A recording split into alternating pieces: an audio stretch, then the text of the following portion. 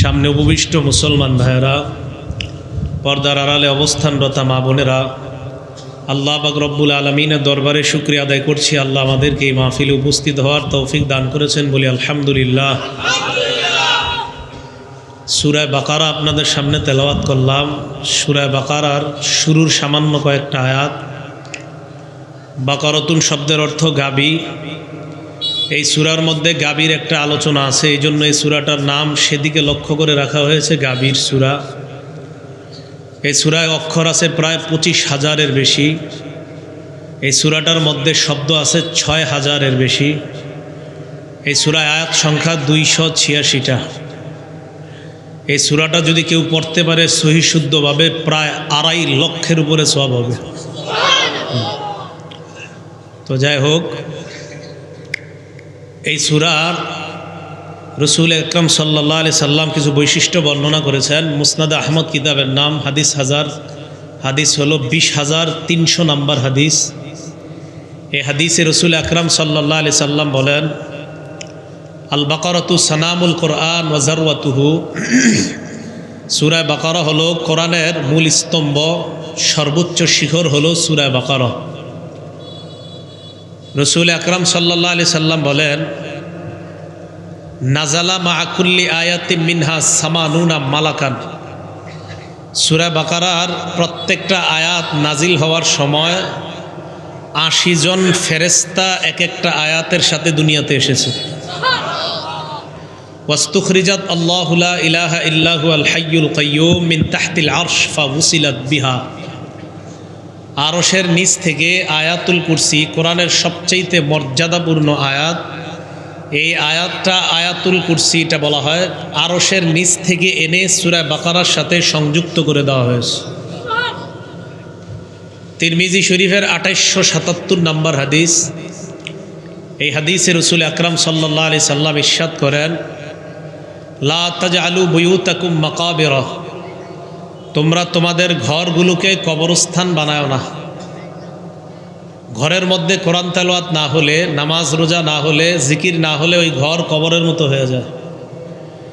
এরপর নবীজি বলেন, ইন্নাল বাইতাল্লাযী তুকরাউ ফীহি সূরাতুল বাকারা লা ইয়াদখুলুহুশ শায়তান। যেই ঘরে সূরা বাকারা তেলাওয়াত করা হয় ওই ঘরে শয়তান প্রবেশ করে না। এটা কিতাব আছে নাম উমদাতুত তাফসির, আহমদ শাকেরের রহমতুল্লাহি আলাইহির তাহকিককৃত 1 নম্বর খণ্ড 72 নম্বর পৃষ্ঠা। আব্দুল্লাহ ইবনে মাসউদ রাদিয়াল্লাহু তাআলা আনহুর বর্ণনা, তিনি বলেন, ইন্নাশ শায়তান ইয়াফিররু মিনাল বাইতিল্লাযী ইউসমাউ ফীহি সূরাতুল বাকারা। কোন একটা ঘরে আগে থেকে শয়তান ছিল, ওই ঘরে যদি সূরা বাকারা তেলাওয়াত করা শুরু করা হয় তো ওই ঘর থেকে শয়তান দ্রুত পালিয়ে বেড়ায়। মুসলিম শরীফ 1759 নম্বর হাদিস। রসুল আকরাম সাল্লাল্লাহু আলাইহি সাল্লাম ইরশাদ করেন, ইকরাউল কোরআন, তোমরা কোরআন পড়ো। ফাইন্নাহু ইয়াতি ইয়াউমাল কিয়ামাতি শাফিআন লিআসহাবিহি। কোরআন কিয়ামতের ময়দানে পাঠককারীর জন্য আল্লাহর দরবারে সুপারিশকারী হিসাবে উপস্থিত হবে। নবীজি বলেন, ইকরাউজ জাহরাওয়াইন, তোমরা কোরআনের 2টি উজ্জ্বল সূরা পড়ো। কোরআনের 2টি উজ্জ্বল সূরা কি? সূরাতুল বাকারা ওয়া সূরাত আলি ইমরান। একটা হলো সূরা বাকারা আর একটা সূরা আলি ইমরান। এই 2টা সূরা তোমরা বেশি পড়ো। কেন? নবী এই 2 সূরার 3টা বৈশিষ্ট্য, গুণাবলী বর্ণনা করেছেন। নবীজি বলেন, ফাইন্নাহুমা তাতিয়ানি ইয়াউমাল কিয়ামাতি কান্নাহুমা গামামাতান। সূরা বাকারা আর সূরা আলি ইমরান দুনিয়াতে যারা পড়বে, কিয়ামতের ময়দানে ওই ব্যক্তি হঠাৎ তাকায় দেখবে তার মাথার উপরে আকাশের মেঘখণ্ডের মতো 2 খণ্ড মেঘ তার মাথার উপরে দাঁড়িয়ে আছে। নবীজি বলেন, আও কান্নাহুমা গামামাতান। এরপরে বললেন, আও কান্নাহুমা গায়ায়াতান। গায়ায়াতান মানে ছায়া। এই ব্যক্তি পাঠক তাকায় দেখবে তার উপরে 2টি ছায়া তাকে ছায়া দিতেছে কিয়ামতের প্রচণ্ড গরমের মধ্যে। নবীজি বলেন, আও কান্নাহুমা ফিরকান মিন তাইরিন সাওয়াফাতু হাজ্জান আন আসহাবিহিমা। অথবা তাকায় দেখবে তার মাথার উপরে দুই ঝাঁক পাখি ডানা বিছিয়ে তাকে ছায়া দিতেছে। জানতে চাইবে এগুলা কি, তো বলা হবে সূরা বাকারা আর সূরা আলে ইমরান দুনিয়াতে পড়ার কারণে মাথার উপরে এইভাবে পাখি এসে তাদেরকে, ওই ব্যক্তিকে, পাঠককে ছায়ার ব্যবস্থা করবে।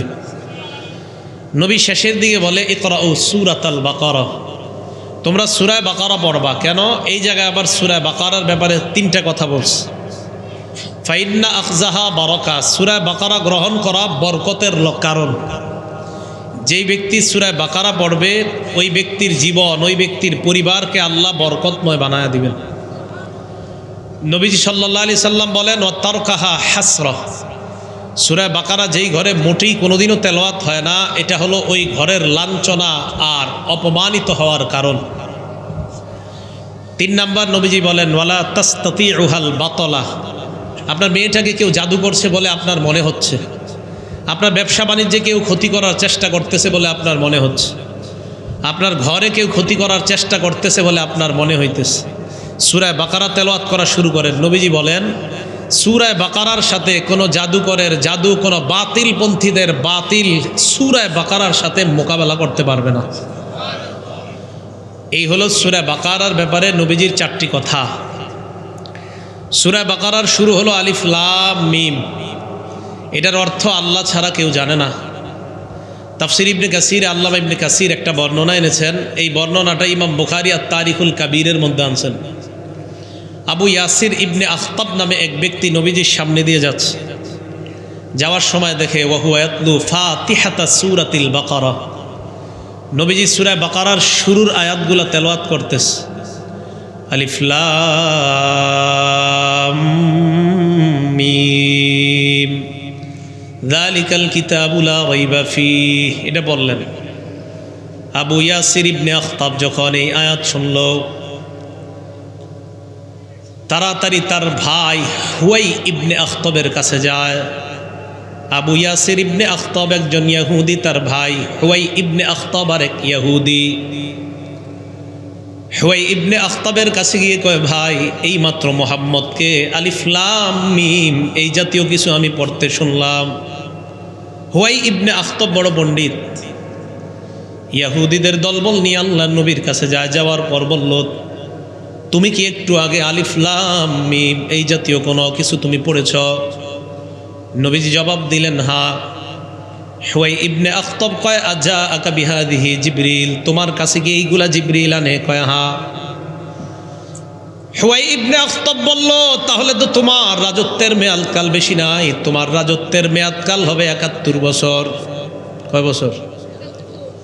কয় কিভাবে? কয় আল আলিফু ওয়াহিদা ওয়াল লামু সালাসুনা ওয়াল মিমু 40, আলিফের মান হলো 1, লামের মান হলো 30, মিমের মান হলো 40। কত হয়?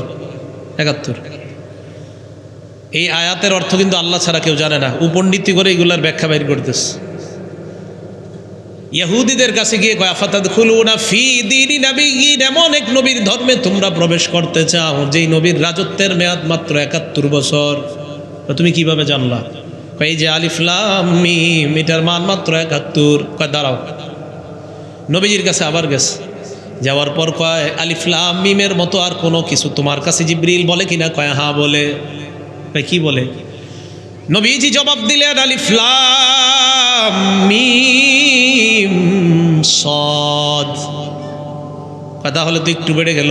কয় কি হয়েছে? আলিফের মান 1, লামের মান 30, মিমের মান 40, সদের মান 90।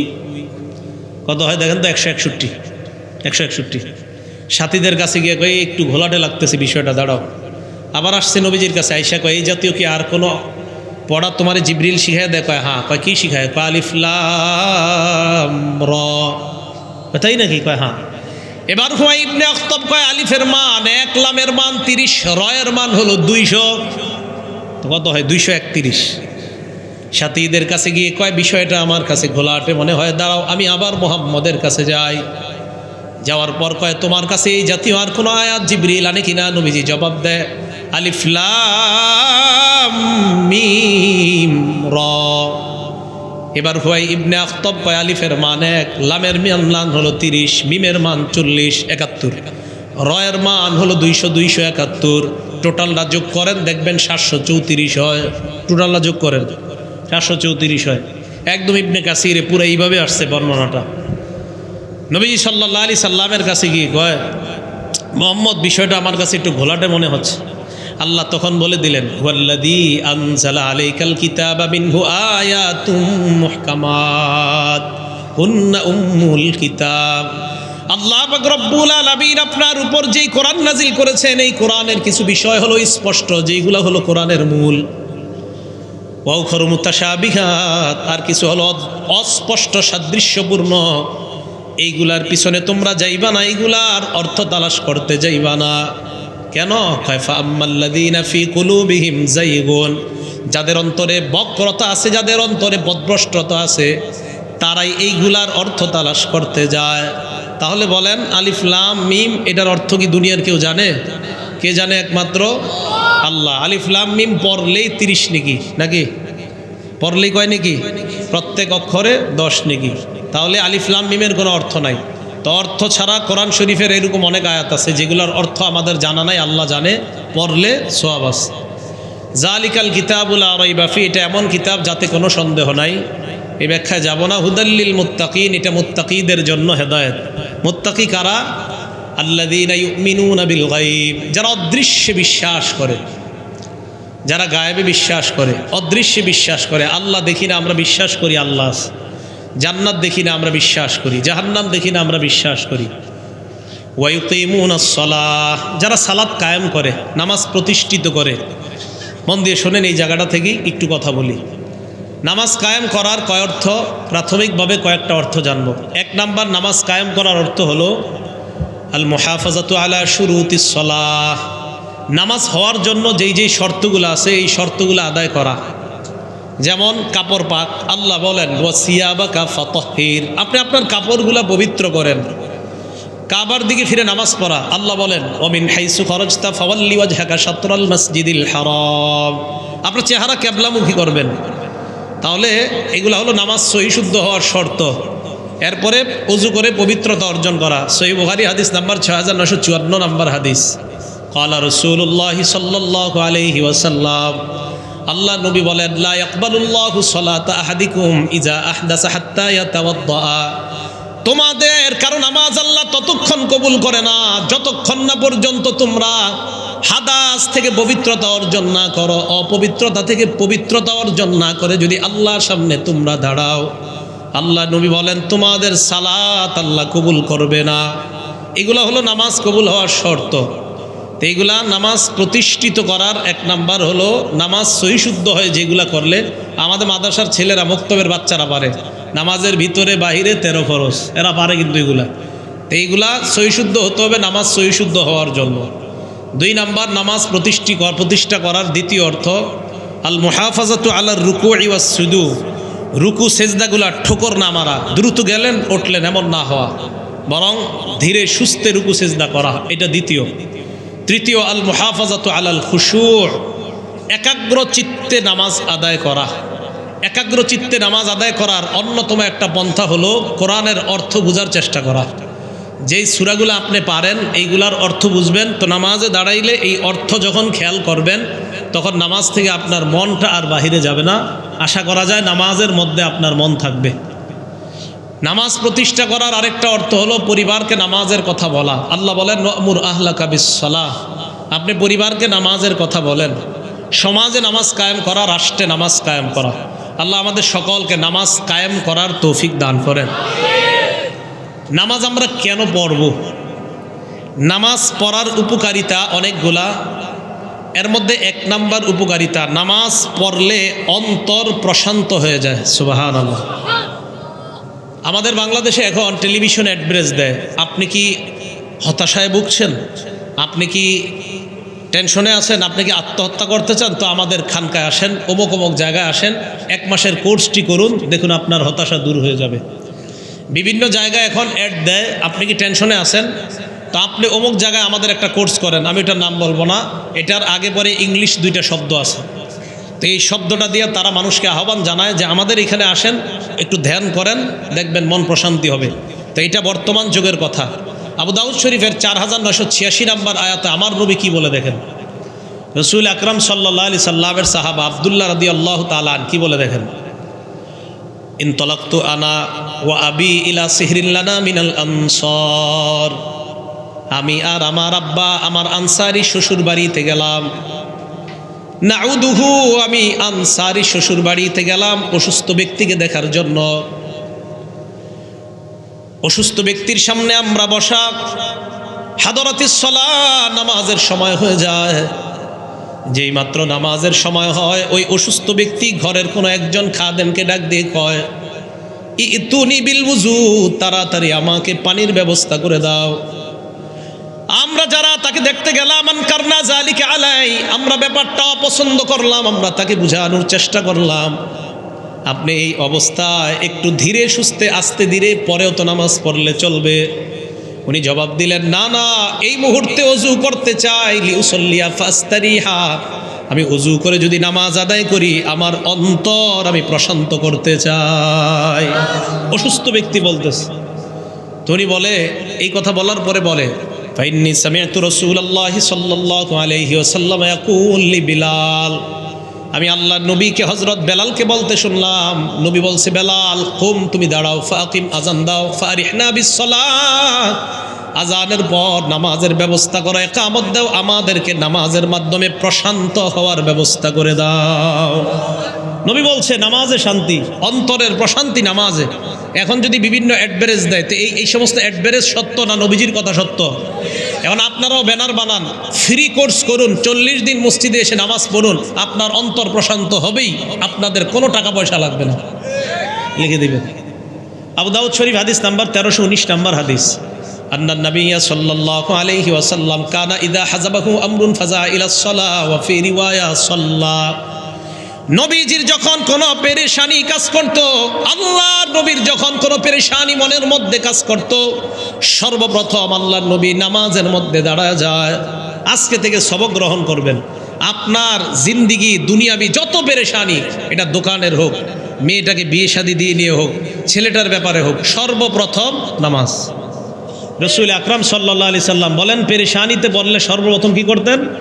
কোনো হুজুরেও প্রথম বলবেন না, সর্বপ্রথম নামাজ পড়বেন, এরপর কোনো আলেমরে জানান। আগে কি করবেন বলেন তো? কোনো পেরেশানি, যেই কোনো পেরেশানিতে প্রথম আমল কি? তাহলে নামাজের 1 নম্বর উপকারিতা, নামাজের মাধ্যমে প্রশান্তি লাভ করা যায়। 2 নম্বর উপকারিতা, নামাজ নূর, নামাজ আলো। সুবহানাল্লাহ। মুসলিম শরীফের 422 নম্বর হাদিস, ক্বালা রাসূলুল্লাহ সাল্লাল্লাহু আলাইহি ওয়াসাল্লাম, আল্লাহ নবী বলেন, আত-তুহুরু শাতরুল ঈমান, পবিত্রতা ঈমানের অঙ্গ। ওয়ালহামদুলিল্লাহি তামলাউল মিজান, পড়েন তো আলহামদুলিল্লাহ, সবাই পড়েন আলহামদুলিল্লাহ। নবীজি বলেন, আলহামদুলিল্লাহি তামলাউল মিজান, এই যে আমরা আলহামদুলিল্লাহ পড়লাম, আল্লাহ নবী বলেন মিজানের পাল্লা ভরে গেছে। এবার আল্লাহ নবী বলেন, সুবহানাল্লাহ আলহামদুলিল্লাহ তামলাআন মা বাইনাস সামাওয়াতি ওয়াল আরদ, পড়েন সুবহানাল্লাহ আলহামদুলিল্লাহ। এই যে বললেন না সবাই, নবীজি বলেন আসমান জমিনের মাঝে যত ফাঁকা জায়গা পুরাটা নেকিতে পরিপূর্ণ হয়ে গেছে। সহিহ হাদিস, মুসলিম শরীফের হাদিস। আমল করবো তো ইনশাআল্লাহ। এবার নবীজি বলেন, আস-সালাতু নূর, নামাজ হলো নূর। নামাজ কি? কালো মানুষ যদি নিয়মিত নামাজ পড়ে, তাকে দেখবেন মায়া লাগে, তার চেহারা দেখলে মায়া লাগে, তার মধ্যে একটা নূর আল্লাহ তৈরি করে দেয়। মুসনাদে আহমদ কিতাবের নাম 10 নম্বর খণ্ড 83 নম্বর পৃষ্ঠা। নবীজি 5 ওয়াক্ত নামাজের বিবরণ দিতে গিয়ে বলেন, ক্বালা রাসূলুল্লাহ সাল্লাল্লাহু আলাইহি ওয়াসাল্লাম, আল্লাহ নবী বলেন, মান হাফাযা আলাইহা, 5 ওয়াক্ত নামাজ যদি কেউ নিয়মিত আদায় করে, ফজর ছাড়া, বলেন ফজর ছাড়া না সহ, 5 ওয়াক্ত নামাজ যদি কেউ নিয়মিত আদায় করে, তো ফজর সহ না ছাড়া? সহ। নবীজি বলেন, কানাত লাহু নূরান, 1 নাম্বার, দুনিয়াতে এবং আখিরাতে আল্লাহ তাকে নূরানি বানায়া দিবেন। হ্যাঁ ঠিক আছে, কি বানায়া দিবেন? নূরানি বানায়া দিবেন। 27 নাম্বার পারা 18 নাম্বার পৃষ্ঠা, সূরা হাদীদে আছে। আবে সাহেবরা আছে তো, দেখবেন আছে, ইয়াউমা তারাল মুমিনিনা ওয়াল মুমিনাতি ইয়াসআ নূরুহুম বাইনা আইদিহিম, কিয়ামতের ময়দানে ঈমানদার নারী পুরুষকে যখন আপনি দেখবেন, দেখার পর আপনার মনে হবে তার সামনে নূর, তার পিছনে নূর। হারিকেন যেইভাবে, এই হারিকেনের ভিতর যেমন একটা আলো দেখা যায়, ইমানদার নারী পুরুষকে দেখা যাবে একটা আলোর প্যাকেটের মধ্যে হাঁটতেছে, সামনে পিছনে নূর আর নূর। তো এই নূর কি বাড়াইতে হবে না কমাইতে হবে? বাড়ানোর উপায় নামাজ। এই জন্য বেশি বেশি নামাজ আদায় করা। আল্লাহ নামাজ পড়ার তৌফিক দান করেন। 1 নাম্বার নবী বললেন নূর, 2 নাম্বার ওয়া বুরহানা, কিয়ামতের ময়দানে এই নামাজ আপনার পক্ষে আল্লাহর দরবারে প্রমাণ হিসাবে উপস্থিত হয়ে যাবে। 3 নাম্বার নাজাত ইয়াউমাল কিয়ামা, কিয়ামতের ময়দানে এই নামাজ আপনার জাহান্নাম থেকে মুক্তির সনদ হিসাবে দাঁড়ায়া যাবে। নামাজ পড়বো তো ইনশাল্লাহ, 1 ওয়াক্ত নামাজও ছাড়বো না আমরা, আল্লাহ তৌফিক দান করেন। 3 নাম্বার নামাজের উপকারিতা। নামাজ শুদ্ধ তো সব আমল শুদ্ধ, নামাজ অশুদ্ধ তো সব আমল অশুদ্ধ। নামাজ যদি না পড়েন, একজনে ডেলি দুরূদ শরীফ পড়ে 100 বার, যদি জিগার নামাজ পড়েননি, নামাজ না পড়লে কি হইব? নবীর প্রেম আছে ভিতরে, নবীর কি আছে? যারা নামাজ পড়ে না তাদের ভিতরে যে নবীর প্রেম নাই, আমার পুরো আলোচনাটা শুনলে বুঝতে পারবেন। আমি একদম হাদিস দিয়ে দলিল দিব যে যারা দুরূদ পড়ে নামাজ পড়ে না তারা নবীরে মহব্বত করে না।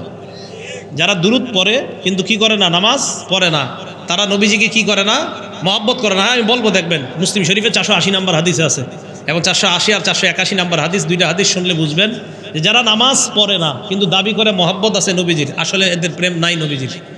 তো এবার 3 নাম্বারটা দেখেন, এটা কিতাব আছে নাম সহিহুল জামি' হাদিসের কিতাব, হাদিস নাম্বার 2573 নম্বর হাদিস, 2573।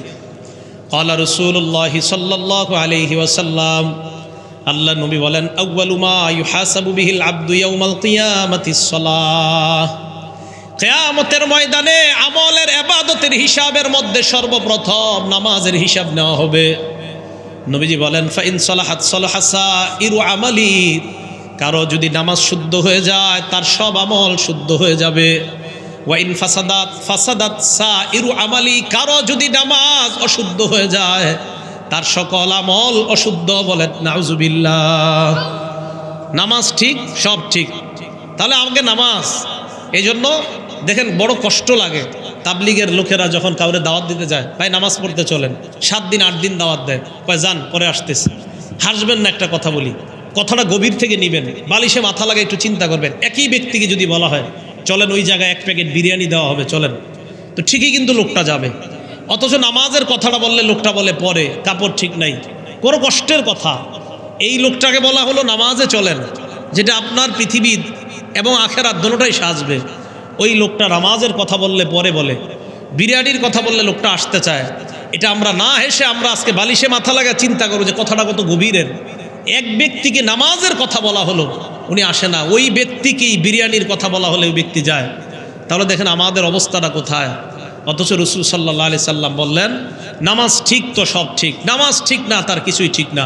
এজন্য আমরা ওয়াদা করি চলেন, আমাদের জিন্দিগির যত ব্যস্ততা থাক, যত পেরেশানি থাক, 1 ওয়াক্ত নামাজ আমরা কাজা করব না ইনশাআল্লাহ। সুস্থ মস্তিষ্কে আমাদের আপনার ওজর ছাড়া 1 ওয়াক্ত নামাজও আমরা কাজা করব না। এ হলো 3 নাম্বার উপকারিতা। 4 নাম্বার, যেই ব্যক্তি 5 ওয়াক্ত নামাজ পড়বে নিয়মিত, আল্লাহর ওয়াদা, আল্লাহ তাকে জান্নাত দান করবে। আবু দাউদ শরীফের 1420 নম্বর হাদিস। ক্বালা রাসূলুল্লাহ সাল্লাল্লাহু আলাইহি ওয়াসাল্লাম, আল্লাহ নবী বলেন 5 সালাওয়াত কাতাবাহুল্লাহু আলাল ইবাদ, 5 ওয়াক্ত নামাজ আল্লাহ বান্দার উপর ফরজ করেছেন। নবীজি বলেন ফামান জাআ বিহিন্না, কোন ব্যক্তি যদি 5 ওয়াক্ত সালাত আদায় করে, এরপরে কি কয় দেখেন, লাম ইউদাইয়্যি মিনহুন্না শাইআ ইস্তিগফাফান বিহিন্না, অবজ্ঞা করে নামাজ ছেড়ে দেয় না, অবহেলা করে নামাজ ছেড়ে দেয় না। 5 ওয়াক্ত নামাজ যারা নিয়মিত আদায় করে, অবহেলা করে আদায় ছেড়ে দেয় না। যেমন আপনারা বললো চলো নামাজে চলো, আচ্ছা নামাজ পড়মু, থাক কালকে পড়মু, এটা অবহেলা। নামাজ পড়মু, আরে পড়মু, এটা অবহেলা। নবীজি বলেন 5 ওয়াক্ত নামাজ পড়বে নিয়মিত, অবজ্ঞা করবে না 1 ওয়াক্ত কেউ। কানা লাহু ইনদাল্লাহি আহদুন আইয়ুদখিলাহুল জান্নাহ, এই 5 ওয়াক্ত সালাত যারা নিয়মিত আদায় করবে, এমন অবস্থায় যদি মরণ হয়, আল্লাহর ওয়াদা, আল্লাহ তাকে জান্নাতের মেহমান বানায়া দিবেন। এ হলো 4 নাম্বার উপকারিতা। উপকারিতা নাম্বার 5, যে ব্যক্তি নামাজ আদায় করবে তার অস্থিরতা ভাব দূর হয়ে যাবে। মানুষকে কিন্তু সৃষ্টি করা হয়েছে অস্থির করে, জানেন? সূরা মাআরিজ 19 থেকে 23 নম্বর আয়াতে আল্লাহ বলেন, দেখেন ইন্নাল ইনসানা খুলিকা হালুআ, এই হালুআ মানে অস্থির করে সৃষ্টি করা হয়েছে মানুষ। পেরেশান, বেচাইন, অস্থির, একটা অস্থিরতা কাজ করতেছে। ইজা মাসাহুশ শাররু জাজুআ, অকল্যাণ যখন তাকে স্পর্শ করে আর কিছু ভালো লাগে না। ওয়াইদা মাসাহুল খায়রু মানুআ, কল্যাণ যখন তার কাছে আসে, টাকা পয়সা আসে, যাকাত দেয় না, খালি আটকায় রাখে টাকা। ইল্লাল মুসাল্লিন আল্লাযীনা হুম আলা সালাতিহিম দাইমুন, তবে নামাজি যারা নিয়মিত নামাজ আদায় করে তাদের মাঝে এই খারাপ অভ্যাসগুলো আসবে না। এর মধ্যে একটা হলো অস্থিরতা। যারা নিয়মিত সালাত আদায় করে, অস্থিরতা থেকে আল্লাহ তাদেরকে হেফাজত করে নেয়। যারা অস্থির নামাজে দাঁড়াবে, আল্লাহ অস্থিরতা দূর করে দিবে। 6 নম্বর সূরা আনকাবুতের 45 নম্বর আয়াত। যারা নিয়মিত নামাজ পড়বে, এক সময় নামাজ তাদেরকে অশ্লীলতা থেকে ফিরিয়ে রাখবে। এই জায়গাটা মন দিয়ে শোনেন। অনেকের প্রশ্ন, হুজুর নামাজ পড়ার পরেও আমি সিনেমা দেখি, নাটক দেখি, আসেন এরকম প্রশ্ন? শোনেন, আল্লাহ আগে কি বলে দেখেন, ইন্নাস সালাতা তানহা আনিল ফাহশাই ওয়াল মুনকার, নিশ্চয়ই নামাজ অশ্লীলতা এবং অপছন্দনীয় কাজ থেকে বিরত রাখে, বাধা দিয়ে রাখে। আচ্ছা, আমি আপনাদেরকে বলি, যারা এই কথা বলে, দেখেন এক জুমা পরে, পরের জুমা পরে, মাঝখানে আর নামাজ পড়ে না। একদিনে 5 ওয়াক্ত নামাজ যদি কোনো ব্যক্তি পড়ে, তাহলে অন্তত মোটামুটিভাবে বললেও 1.5 ঘন্টা লাগবে। কয় ঘন্টা?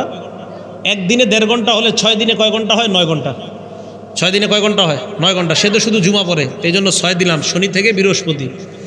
9 ঘন্টা সময় যদি সে মসজিদে থাকতো, এই 9 ঘন্টা তো তার গুনাহ হইতো না।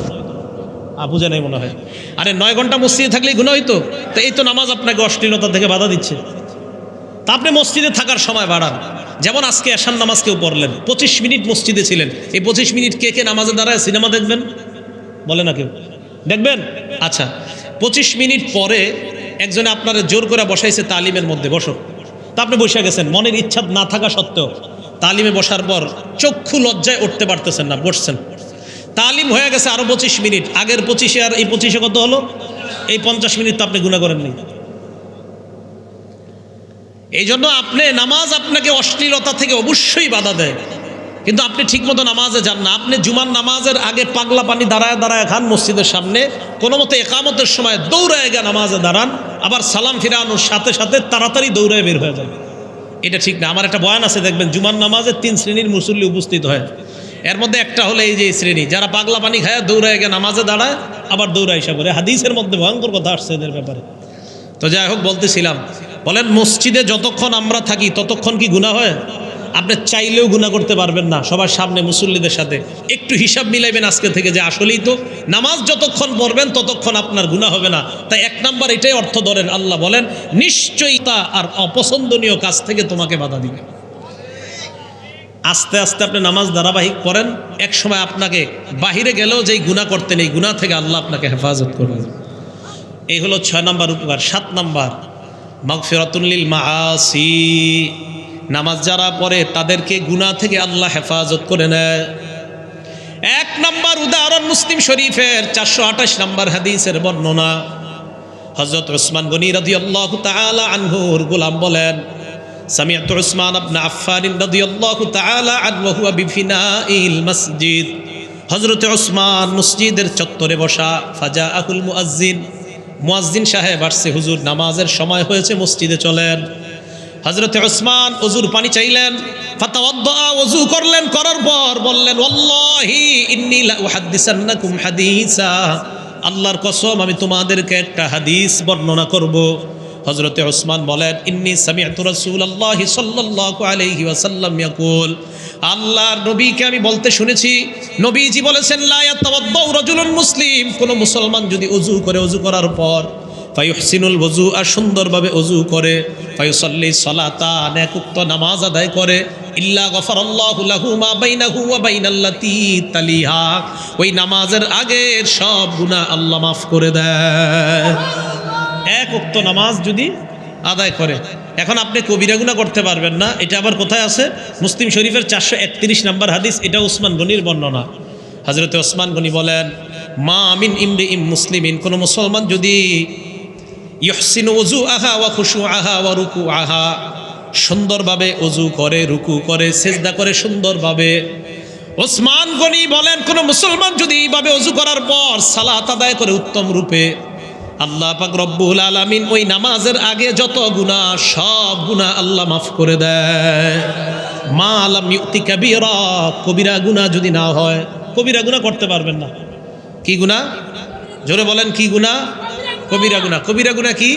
মুসনাদে আহমদ হাদিস নাম্বার 22,075 নাম্বার হাদিস। এই হাদিস কি চা নষ্ট করেন না, আরেকজন দেন, আমি চা খাই না। 22,075 নাম্বার হাদিস। পানি দেন। রসুল আকরাম সাল্লাল্লাহু আলাইহি ওয়াসাল্লাম হযরত মুআজ ইবনে জাবালকে বলেন, এটা যদি পারেন সবাই একটু মুখস্থ রেখেন। হযরতে মুআজ বলেন, নবীজি আমাকে 10টা উপদেশ দিয়েছে। কয়টা? যদি পারেন একটু লিখে রাখবেন, ঘরে টানায় রেখেন, খুব দামি উপদেশ। 1 নাম্বার, লা তুশরিক বিল্লাহি শাইআ ওয়া ইন কুতিলতা ওয়া হুররিকতা। 1 নাম্বার, তুমি আল্লাহর সাথে শিরিক করবা না, যদিও তোমাকে হত্যা করা হয়, পুড়িয়ে দেওয়া হয়। 1 নাম্বার, তোমাকে যদি পুড়িয়ে দেওয়া হয়, তোমাকে যদি হত্যা করা হয়, তুমি আল্লাহর সাথে কি করবা না? শিরিক করবা না। আল্লাহর সাথে শিরিক করবো না আমরা, ঠিক আছে না? আল্লাহ আমাদেরকে শিরিক নামক গুনাহ থেকে বেঁচে থাকার তৌফিক দান করেন। কিছু শিরিক বেদাতিরাও করে থাকে, মাজার ইত্যাদি কেন্দ্র করে। এই জাতীয় শিরিকও আমরা করব না। তাহলে এইখান থেকে আরেকটা হাদিস শোনাই, মুসলিম শরীফের 5018 নম্বর হাদিস। ক্বালা রাসূলুল্লাহ সাল্লাল্লাহু আলাইহি ওয়াসাল্লাম, আল্লাহ নবী বলেন, লাআনাল্লাহু মান লাআনা ওয়ালিদা। মা বাবাকে যেই সন্তান অভিশাপ দেয়, ওই সন্তানকে আল্লাহ অভিশাপ দেয়। আপনার মতো মা বাবা আমার না হইলে চলতো, আল্লাহ অভিশাপ দিয়েছিলেন। আপনি আমার বাপ না হয়ে অন্য কেউ হইলে ভালো হইতো, আল্লাহ তাকে অভিশাপ দেয়। তুমি কি বললা তোমার বাবাকে, তোমার মাকে তুমি কি বললা? 2 নাম্বার, ওয়ালাআনাল্লাহু মান যাবাহা লিগাইরিল্লাহ। যে ব্যক্তি আল্লাহ ছাড়া অন্য কারো নামে পশু জবাই করে, তাকে আল্লাহ অভিশাপ দেয়। মুহাম্মদ সাল্লাল্লাহু আলাইহি সাল্লামের নামেও যদি কেউ পশু জবাই করে, তাকে আল্লাহ অভিশাপ দেয়।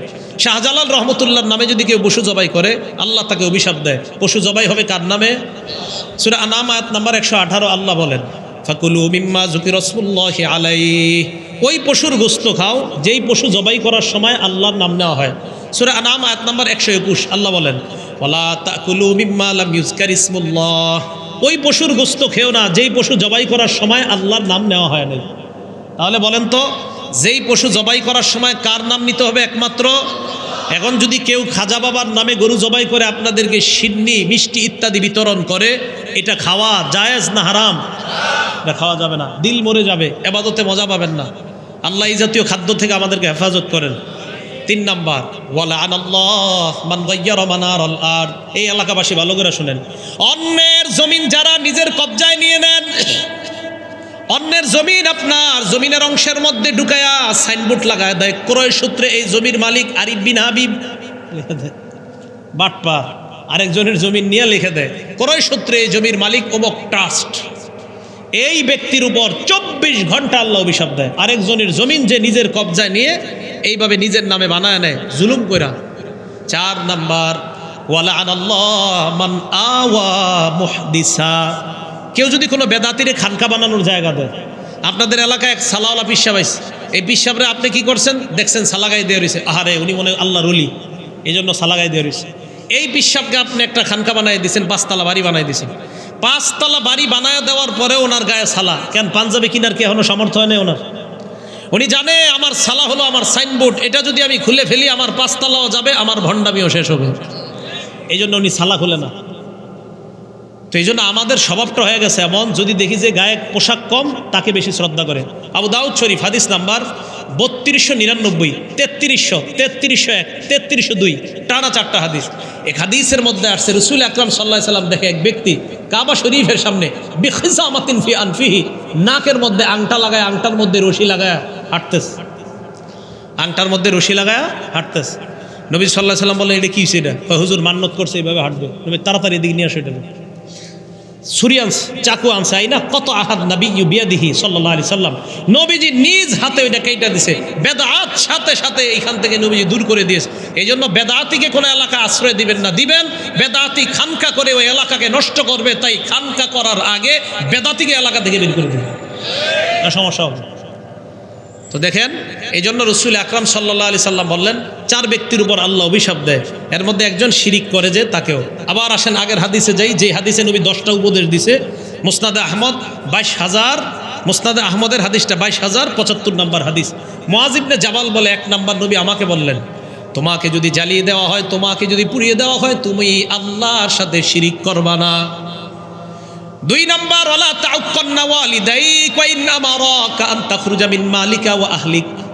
তোমাকে যদি তোমার মা বাবা তোমাকে সম্পদ থেকে, তোমার পরিবার থেকে তোমাকে আলাদা করে দেয়, এরপরেও মা বাবার নাফরমানি করবা না। আপনার মা বাবা আপনার সম্পদ থেকে ত্যায্য করে দিস, তুই আমার ঘর থেকে বের হয়ে যা, বের করে দিছে, তারপরেও মা বাবার নাফরমানি করা যাবে না। তিন নাম্বারটা মন দিয়ে শোনেন, ওয়ালা তাতরুকান্না সলাতান মাকতুবাতান মুতাআম্মিদা, এক ওয়াক্ত ফরজ নামাজ ইচ্ছাকৃতভাবে ছেড়ে দিবা না। কয় ওয়াক্ত? ফরজ না ফজর? ফরজ না ফজর? এক ওয়াক্ত ফরজ নামাজ ইচ্ছাকৃতভাবে ছেড়ে দিও না। আপনাদের পায়ে ধরি, আজকে যারা এশা পড়েন নাই, শোনেন কি বলে নবীজি, ফাইন্না মান তারাকা সলাতান মুতাআম্মিদা, কোন ব্যক্তি যদি এক ওয়াক্ত নামাজ ইচ্ছাকৃতভাবে ছেড়ে দেয়, আজকে এশার নামাজ যারা ইচ্ছাকৃতভাবে ছেড়ে দিয়েছেন, আল্লাহ নবী বলেন ফাকাদ বারিআত মিনহু জিম্মাতুল্লাহ, ওই ব্যক্তি থেকে আল্লাহর জিম্মা উঠে যায়। আল্লাহ কয় তোর কোনো দায়িত্বে আমি নাই, যেভাবে মন চায় চল তুই। ফাকাদ বারিআত মিনহু জিম্মাতুল্লাহ। এশার নামাজটা যারা ইচ্ছাকৃতভাবে পড়েন নাই, পড়ে নিন। এক উক্ত নামাজ ইচ্ছাকৃতভাবে ছেড়ে দিলে তার থেকে আল্লাহর জিম্মা উঠে যায়, যা মন চায় তুমি করো, তার থেকে আল্লাহর জিম্মা উঠে যায়। 4 নাম্বার, ওয়ালা তাশরাবান্না খামর, মদ পান করবা না। ফাইন্নাহু রাসু কুল্লি ফাহিশা, মদ সমস্ত অশ্লীলতার মূল। 5 নাম্বার, ওয়া ইয়াকা ওয়াল মাসিয়া, গুনাহ থেকে বাঁচো, নাফরমানি থেকে বাঁচো। ফাইন্না বিল মাসিয়াতি হাল্লা সাকাতুল্লাহ, কারণ গুনাহের কারণে আল্লাহর গজব দুনিয়াতে আসে। গুনার কারণে কার গজব দুনিয়াতে আসে? আল্লাহর গজব দুনিয়াতে আসে। তাই গুনাহ করা যাবে না। আল্লাহ আমাদেরকে গুনাহ করার থেকে বেঁচে থাকার তৌফিক দান করেন।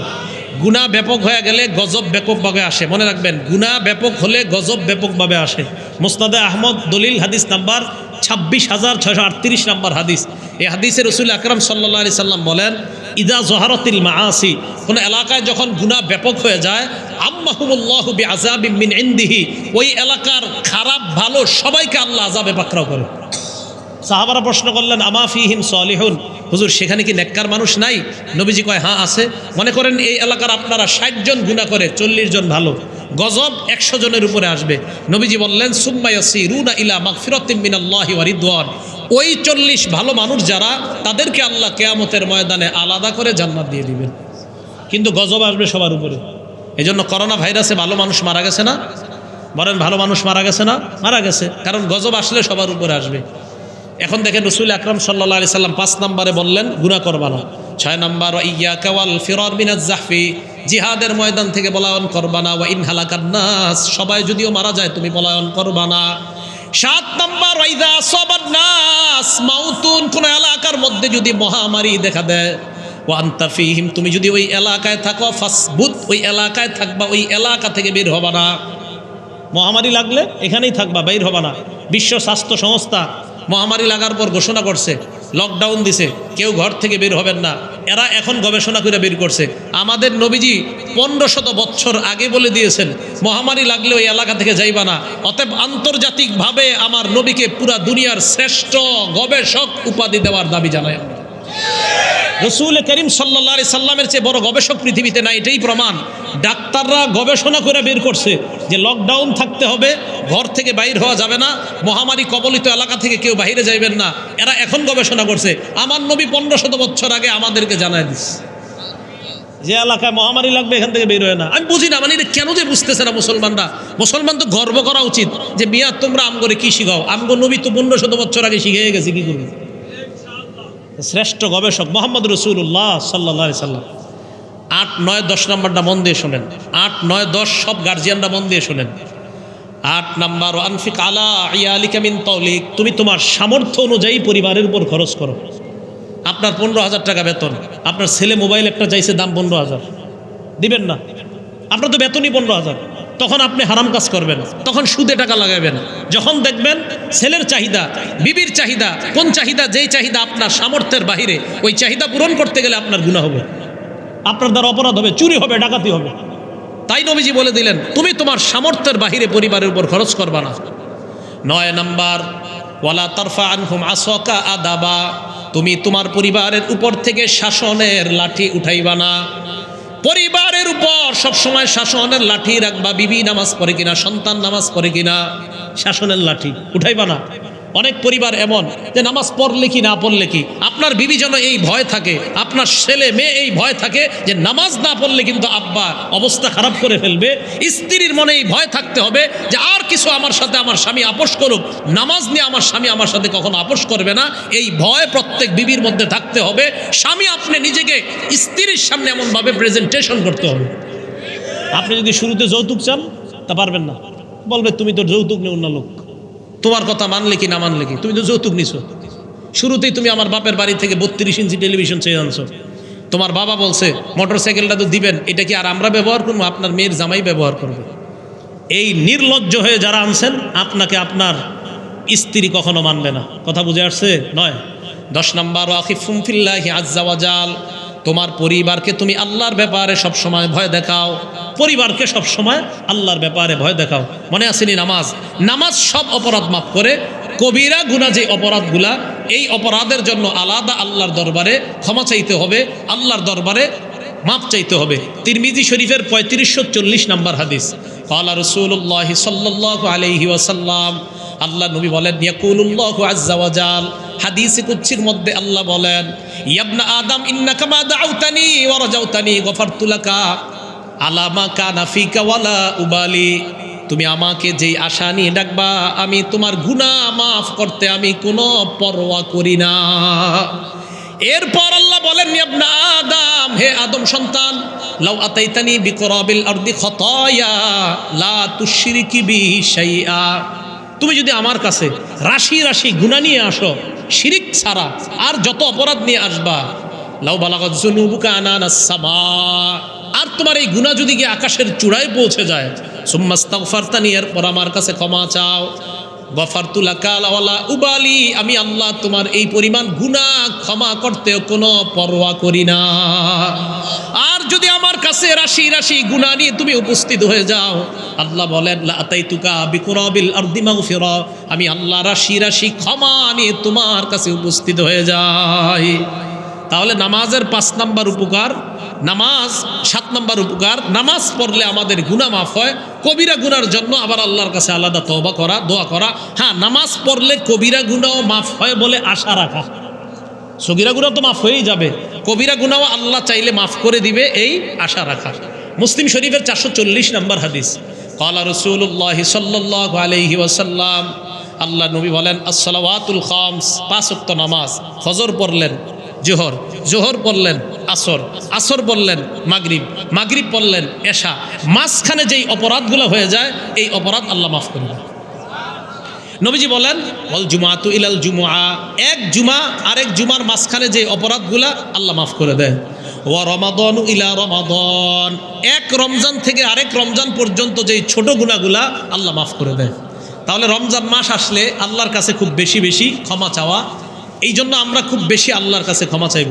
মুসলিম শরীফের 1409 নম্বর হাদিস, এই হাদিসে নবীজি আজীব এক কথা বলে, দেখেন, মাসালুস সালাওয়াতিল খামসি কামাসালি নাহারিন জারিন গমরিন আলা বাবি আহাদিকুম ইয়াগতাসিলু ফীহি কুল্লা ইয়াউমিন খামসা মাররাত। নবীজি বলেন, 5 ওয়াক্ত নামাজের দৃষ্টান্ত হলো তোমাদের কারবারির সামনে একটা পুকুর, এই পুকুরের মধ্যে এক ব্যক্তি দৈনিক 5 বার ওযু করে গোসল করে, তার শরীরে কোনো ময়লা থাকবে। নবীজি বলেন, এইভাবে 5 ওয়াক্ত সালাত যদি কেউ আদায় করে নেয়, আল্লাহ তার জিন্দেগীর সব গুনাহগুলো মাফ করে দেয়। আরেকটা হাদিস আসছে ফাতুল বারি, ফাতুল বারি বুখারী শরীফের ব্যাখ্যা নাকি? আরেকটা ফাতুল বারি আছে, এইটা এই বুখারী শরীফের ব্যাখ্যা ফাতুল বারি না। বুখারী শরীফের ব্যাখ্যা ফাতুল বারির লেখক ইবনে হাজার আসকালানি, আরেকটা ফাতুল বারির লেখক ইবনে রজব। এই ফাতুল বারি 4 নম্বর খণ্ড 344 নম্বর পৃষ্ঠায় আব্দুল্লাহ ইবনে মাসউদের একটা হাদিস, উনি বলেন, তাহতারিকুনা তাহতারিকুনা, তোমরা গুনাহের আগুনে জ্বলে পুড়ে শেষ হয়ে যাচ্ছ। ফাইজা সাল্লাইতুমুল ফাজর, যখন ফজর পড়বা, ওয়াসালাতহা, এই ফজর নামাজ তোমার গুনাহগুলাকে ধুয়ে মুছে সাফ করে দাও। এইভাবে আসর, এইভাবে মাগরিব, এইভাবে এশা। এরপর নবী বলেন, সুম্মা তানামুনা, এরপর তোমরা ঘুমাও, ঠিক না? এই ঘুমানোর পর ফালা ইউক্তাবু আলাইকুম হাত্তা তাস্তাইকিজুন, জাগ্রত হওয়ার আগ পর্যন্ত আর তোমাদের গুনাহ লেখা হয় না, যদি ফেসবুক ইন্টারনেটে সিনেমা না দেখেন। আপনি রাতের বেলা ঘুমাইবেন, ওই টাইমে আপনি মোবাইলটা খুললেন, হ্যাঁ, আপনার কেউ জিজ্ঞাসা করলো, what are you doing now, কী করছো? আমি স্ক্রলিং, এফবি, ফেসবুক চালাচ্ছি এখন 12টা 1টার পরে। আমি তো সফর করি, তো 3টার দিকে অনেকে মেসেজ দেয়, আসসালামু আলাইকুম শায়েখ কেমন আছেন। আমি চিন্তা করি আমার হজরত এত রাত পর্যন্ত জেগে আছেন। হ্যাঁ, 1টা বাজে মেসেজ দেয়, 2টা বাজে মেসেজ দেয়, 3টা 4টা, কালকে একজন 4টায় মেসেজ দিছে, একজন মেসেজ দিছে স্টিল অ্যাওয়াক, মানে আমাকে লেখছে এখনও জাগ্রত আপনি। তো আমি কোনো মেসেজ রিপ্লাই করি নাই, আমি এমনি চুপচাপ খালি দেখলাম, এমনি সিন করি নাই। তো চিন্তা করলাম আমি তো জাগ্রত থাকারই কথা, আমি তো রাস্তাঘাটে চলি, আপনি কেন জাগ্রত? উনি লেখছে আর কি আমাকে স্টিল অ্যাওয়াক, আপনি এখনো জাগ্রত আছেন। তো আমি মানে কিছু বলি না, এই গতকালকের মেসেজ। তো আমি চিন্তা করলাম আপনি এত রাত পর্যন্ত জেগে আছেন, আপনি রাতে জেগে থাকবেন কেন? 8টার পরে আর মোবাইল হাতে নেবেন না, তাহলে আপনার ঘুম আসবে। মোবাইল যত দেখবেন ঘুম আসবে না রাতে, মনে রাখবেন। রাতের অন্ধকার যখন হয়ে যায়, লাইট টাইট যখন জ্বলা শুরু হয়, তখন মোবাইল যত দেখবেন ঘুম তত চলে যাবে, ঘুম আসবে না আপনার। আপনি মাগরিবের আগে পারলে মোবাইল তালা দিয়ে দেন, পারলে 8টার আগে মোবাইল তালা মেরে ফেলেন, এরপর মোবাইল নেন না। কয় হুজুর মৃত্যুর সংবাদ আসলে এই ফাইজলামি কথা ছাড়েন, মৃত্যুর সংবাদই জানা যায়। মোবাইল আপনি রেখে দেন, এটা আপনার দরকার নাই। তা আপনি রাতের বেলা ঘুমান কেন? রাতের বেলা বয়ান দেখতে গিয়েও আপনি দেখতে দেখতে হঠাৎ অন্য কোথাও শয়তান নিয়ে যাবে আপনাকে। মুসনাদে আহমদ হাদিস নাম্বার 4437 নাম্বার হাদিস, নবীজি একটা দাগ দিস, দাগ দেওয়ার পর বললেন হাদা সাবিলুল্লাহি মুস্তাকিমা, এটা আল্লাহর সোজা রাস্তা। সুম্মা খাত্তা আন ইয়ামিনিহি ওয়া শিমালিহি খুতুতা, আশেপাশে অনেকগুলা দাগ দিস, দাগ দিয়ে বললেন হাদিহি সুবুল, এগুলা শয়তানের রাস্তা। লাইসা মিনহা সাবিলুন ইল্লা আলাইহা শায়তানুন ইয়াদউহু, প্রত্যেকটা রাস্তায় একজন শয়তান দাঁড়ায় দাঁড়ায় আপনাকে ডাকতেছে, আসো আসো। আপনি ঘরের মধ্যে দরজা বন্ধ করে আমার ওয়াজ দেখতেছেন, একটু করে শয়তান বলবে আরে একটু এদিক সেদিক যা। তো যে বিষয়টা আমি বুঝাইতে চাইলাম, রাতে যদি আপনি গুনাহ ছাড়া এশার নামাজ পড়লেন, বলেন কোন নামাজ? এশা পড়ার পর আপনি ঘুমায়া গেলেন, উইঠা ফজর পড়লেন, সারা রাত নামাজ পড়ার সওয়াব পাবেন, ইবাদত করার সওয়াব। তাহলে বলেন তো, রাতের বেলা আমরা ঘুমিয়ে থাকলেও ফজর আর এশা পড়লে সওয়াব আছে না নাই? তা 7 নাম্বার গুনাহ মাফ হয়। 8 নাম্বার, নামাজ পড়লে রফউদ দারাজাত, আল্লাহ মর্যাদা বাড়ায় দেয়। মুসলিম শরীফের 480 নাম্বার হাদিস, মন দিয়ে শুনেন। মুসলিম শরীফের যে হাদিসগুলা, আপনারা আবার মোবাইল যারা অ্যাপস চালান, আমার আগে আল্লামা হামিদ জহিরি সাহেব বয়ান করছে আহলে হাদিস সম্পর্কে, আমাদের ওই ভাইয়েরা আবার মাশাআল্লাহ মোবাইলে হাদিস দেখে অনেক হয়তো মিলাইতে আছে, আমার মাইক শুনে আর মিলায়, আপনি মিলান, কোনো সমস্যা নেই, মিলাইতে থাকেন। তো ওনারা যেই মোবাইলটা চালায়, অ্যাপস চালায়, ওখানে মুসলিম শরীফের হাদিস সংখ্যা আছে 7453টা। আর আমি মুসলিম শরীফের হাদিসগুলো ওনাদেরটাই ফলো করি, আমি জানি ওনারাই প্রায় সময় ফোন দিয়ে বলবে হুজুর এই হাদিসটা তো মিলল না, তাই কেউ ফোন দিয়ে জিজ্ঞাসা করে না, আমি জানি এদের সাথে মিলে এটা। তো মুসলিম শরীফের যে হাদিসের নাম্বারগুলো বলতেছি, মোট সিরিয়াল হবে বিলা তাকরার, যে হাদিসের সংখ্যা, তাকরার সহ হাদিসের সংখ্যা 7453টা। আমাদের কবি মাদ্রাসায় মুসলিম শরীফে মোট হাদিসের সংখ্যা হবে 3033টা। বুখারী টুখারি মিলবে, বুখারী মিলবে, ইবনে মাজা মিলবে, তিরমিজি সব মিলবে, খালি মুসলিম শরীফটা আহলে হাদিস ভাইয়েরা যে অ্যাপস চালায় ওটার সাথে নাম্বারগুলো মিলে যাবে। বাকি আন্তর্জাতিক নাম্বার হলো মুসলিম শরীফের 3033টা হাদিস হওয়া, এটা হলো আন্তর্জাতিক নাম্বার। আর অন্যান্য কিতাবের যত নাম্বার সব আন্তর্জাতিকগুলোই বলতেছি। তো রাসূল আকরাম সাল্লাল্লাহু আলাইহি সাল্লাম, ওনার একজন গোলাম নাম সাওবান রাদিয়াল্লাহু তাআলা আন, কি নাম? সাওবান। এই সাওবানের কাছে এক ব্যক্তি আসছে, আসার পর ওই সাওবানকে জিজ্ঞাসা করতেছে আখবিরনি বি আমাল, এমন একটা আমলের কথা আমাকে আপনি জানান, আমালুহু ইউদখিলুনি আল্লাহু বিহি আল জান্নাহ, যে আমলটা করলে আল্লাহ আমাকে জান্নাতে পৌঁছায়া দিবে, এমন একটা আমল বলেন। আমি প্রশ্ন করার পর সাকাতা, হযরত সাওবান চুপ হয়ে গেছে, কোনো জবাব দেয় না। আমি আবার প্রশ্ন করলাম এমন একটা আমলের কথা বলেন যে আমল আমাকে জান্নাতে পৌঁছায় দিবে, জবাব দেয় না, 2 বার। আমি আবার প্রশ্ন করলাম, উনি চুপ। এবার হযরত সাওবান বললেন তুমি আমাকে যেই প্রশ্নটা করলা, অবিকল এই প্রশ্নটা আমি নবীজিকে করেছি। সুবহানাল্লাহ। তুমি আমাকে যেই প্রশ্নটা করলা, সালতু আন যালিকা নাবিয়্যা, তোমার প্রশ্নটা আমি রাসূল আকরাম সাল্লাল্লাহু আলাইহি সাল্লামকে করছি। কয় কি কইছে নবীজি? কয় নবীজি বলছে আলাইকা বিকাসরাতিস সুজুদ, তুমি বেশি বেশি সিজদা দাও। সুবহানাল্লাহ। ফাইন্নাকা লা তাসজুদু লিল্লাহি সাজদাতান, তুমি যতটা সিজদা দিবা, যতবার সিজদা দিবা, ইল্লা রাফাকাল্লাহু বিহা দারাজা, একবার সিজদা দিলেন সাথে সাথে আল্লাহ আপনার একটা মর্যাদা বাড়ায় দেয়। আরেকটা সিজদা দিলেন ওয়া হাত্তা আনকা বিহা খাতিয়া, প্রত্যেক সিজদায় একটা মর্যাদা বাড়ে, একটা গুনাহ মাফ হয়। তাহলে বলেন তো, আমাদের প্রত্যেক সেজদায় একটা মর্যাদা বাড়ে, একটা গুনাহ মাফ হয়। তাহলে মর্যাদা বাড়ে কিনা নামাজ পড়লে? 9 নাম্বার উপকারিতা, নামাজ পড়লে নবীর কাছাকাছি থাকতে পারবেন। সুবহানাল্লাহ। হ্যাঁ, ভালো করে শুনেন, আশেক রাসূল, আমরা আশেক রাসূল তো সবাই, ওই যে প্রেম মহব্বত খুব বেশি নামাজ পড়ে না, নামাজ না পড়লে কি নবীর প্রেম আছে ভিতরে, মন দিয়ে শোনেন, রসুল আকরাম সাল্লাল্লাহু আলাইহি ওয়াসাল্লামের কাছে আমরা থাকতে চাই না বেশি কাছাকাছি? নবীজির এক সাহাবা, সারা জিন্দিগিতে নাম মনে রাখবেন, রবিআ ইবনে কাব। কি নাম? রবিআ ইবনে কাব আল আসলামী। উনি বলেন, কুনতু আবিতু মা রাসূলিল্লাহ সাল্লাল্লাহু আলাইহি সাল্লাম, আমি নবীজির সাথে রাত্রি যাপন করলাম। রাতের বেলা অজু করার জন্য ফাতাইতুহু বিউজুইহি, অজুর পানি এনে দিলাম, ওয়া হাজাতিহি, ওনার প্রয়োজনীয় জিনিস এনে দিলাম। আনার পর আল্লাহ রসুল আমাকে বললেন, সাল, কিছু চাও আমার কাছে, যা চাইবা তাই দিব। সুবহানাল্লাহ। উনি চিন্তা করলেন, আমি আর আপনি যদি হইতাম বলতাম হুজুর 2 লাখ টাকা দেন, 5 লক্ষ টাকা দেন, এটাই মনে কইতাম, না কি কইতাম আমরা? নবীজির সাহাবা বললেন, ইন্নী আসআলুকা মুরাফাকাতাকা ফিল জান্নাহ ইয়া রাসূলুল্লাহ, আমি জান্নাতে আপনার সাথী হতে চাই। কি আজীব জিনিস চাইছে, দেখেন কি প্রশ্ন। নবীজি কয়, কি বললা? জি হুজুর, আপনার সাথী হতে চাই। আবু গায়রা জালিক, এছাড়া আর কিছু চাও না? আর কিচ্ছু লাগবে না, আমি আপনার সাথী হতে চাই, আর কিচ্ছু লাগবে না। নবীজি বললেন, তাহলে এক কাজ করতে হবে তোমার। কয় হুজুর কি? আইনি আলা নাফসিকা বিকাসরাতিস সুজুদ, বেশি বেশি সেজদা দিবা, মানে বেশি বেশি নামাজ পড়বা। যত বেশি নামাজ পড়বা তত বেশি আমার কাছে থাকবা। তাহলে আশিকে রাসূলের পরিচয়, যে যত বেশি নামাজ পড়বে সেই প্রকৃত আশিকে রাসূল।